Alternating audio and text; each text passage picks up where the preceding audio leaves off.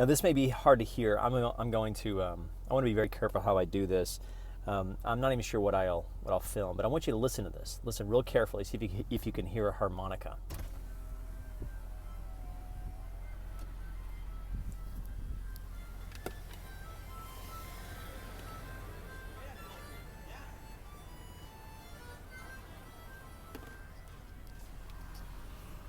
I'm not sure if you can hear it. It's a very slight, very slight.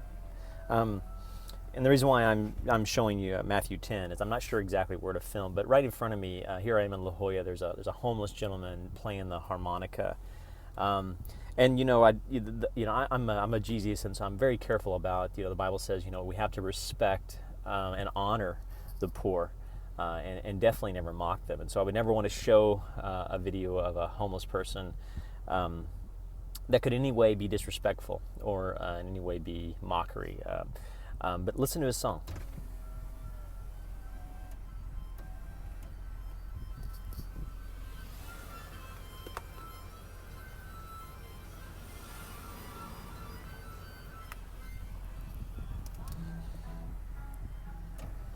It's not every day that you hear a song of a homeless person who just,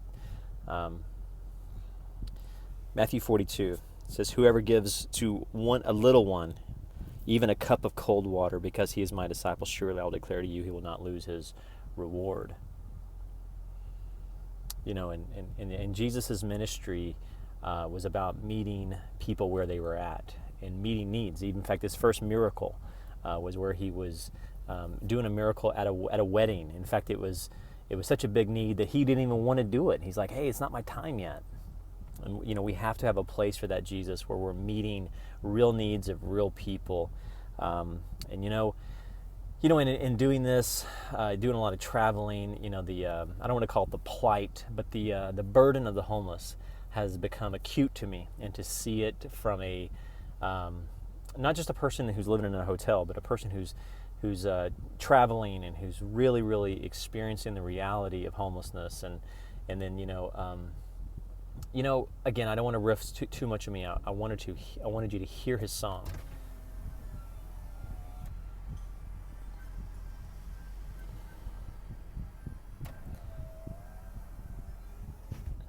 And so, the culture of church, the culture of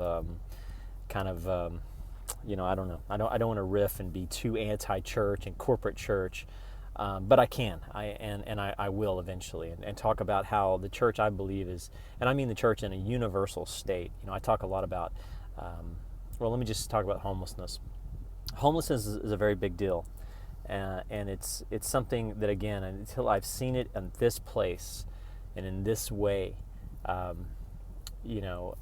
And so my thought is, number one, what can I do? And there are things that I do. Like, for example, I was on the Santa Monica Pier, and an LGBT person came up to me and was asking for money. She even gave me some Brazilian money. She's like, it's worth something. She was kind of trying to, I don't want to say con me out of $5, but here she is trying her best to say, well, maybe I can give you something of value, just so that I can eat. And I walk these streets, and I roam. I've been in San Francisco, and the homelessness in San Francisco is breathtaking and astonishing. And I've had conversations with them, and there was this one guy in particular. His name is Robin.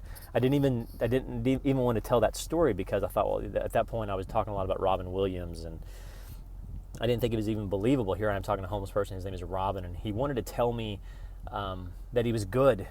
And that was one of the things that he was trying to sing to me. He's like, I'm a good guy. And he was homeless 9 years.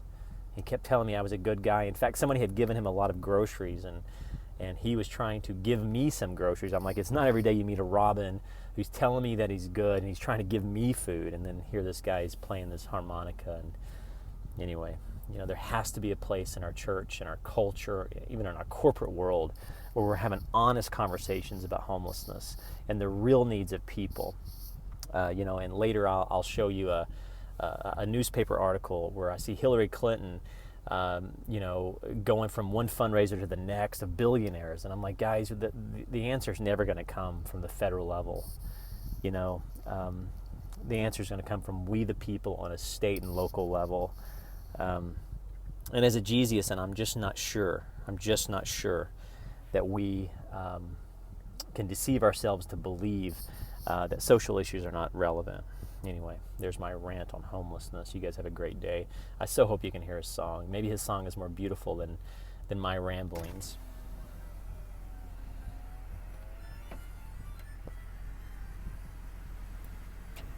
I offered him an orange because that's what I was enjoying. And he said no. You guys have a great day. Email me, Americana417 at gmail.com.